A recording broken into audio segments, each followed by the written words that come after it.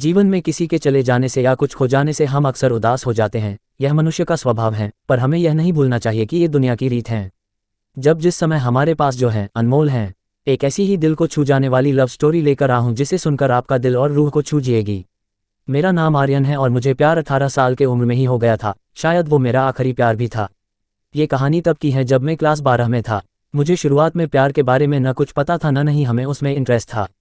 मेरे सभी दोस्तों के पास गर्लफ्रेंड थी और उसमें से कुछ दोस्त मेरा मजाक भी उड़ाते थे, लेकिन मैं उनके बातों को इग्नोर कर दिया करता था क्योंकि मुझे ये सभी चीज़ें टाइम पास लगती थीं।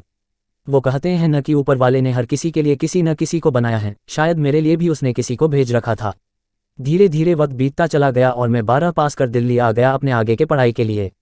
आज मेरा ग्रेजुएशन का पहला क्लास था तो मैं बहुत खुश था अपने क्लास को लेकर, क्योंकि वहाँ पे नई नई चीज़ें सीखने को मिलेगा। अपने दिमाग में ये सारी बातें सोचकर मन ही मन मुस्कुराए जा रहा था, तभी सामने से आती एक खूबसूरत से लड़की से मैं टकरा गया। उसके हाथ से सारे बुक्स गिर गए। मैं सब कुछ भूलकर बस उसी को देखे जा रहा था। उसकी आंखें और उसका आवाज़ इतना मनमोहन थे कि मैं बस उसमें खोसा गया।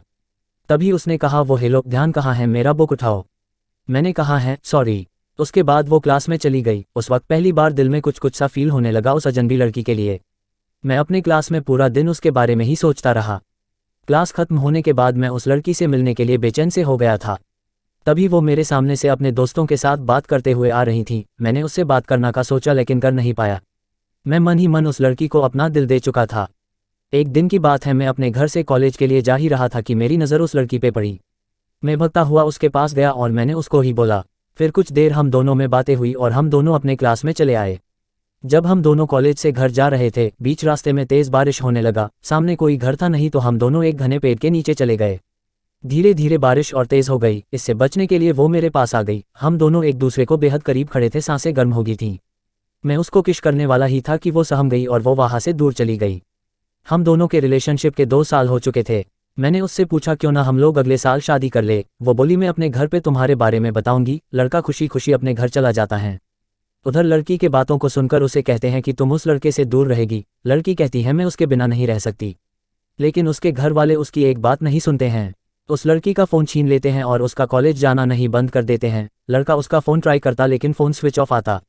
2 दिन बीत जाने के बाद लड़का घबरा गया और उसके घर चला गया। लड़की की मम्मी से पूछने पे वो कहती हैं कि वो अपने नानी की घर चली गई हैं। सच तो ये था कि वो लड़की अभी भी घर पे ही थी। लड़का रोता हुआ घर चला जाता है। पूरा दिन उसके बारे में सोचते रहते हैं। वक्त बीतने के बाद लड़की के घर वाले उसका शादी कर देते हैं।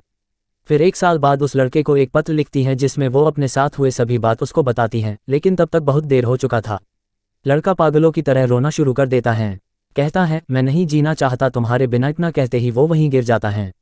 अंडरस्को समाप्त अंडरस्को। आसान नहीं होता प्यार करना। बहुत किस्मत वाले वे लोग होते हैं जिनको अपना प्यार मिल पाता है, नहीं तो पूरी जिंदगी दर्द के सिवा कुछ नहीं देती। ये मोहब्बत कैसी लगी कहानी हमें आप अपने कमेंट के माध्यम से बता सकते हैं। ऐसे ही मज़ेदार और दर्द भरी कहानी सुनने के लिए हमें सब्सक्राइब करें और कमेंट करें, एक लाइक जरूर करें।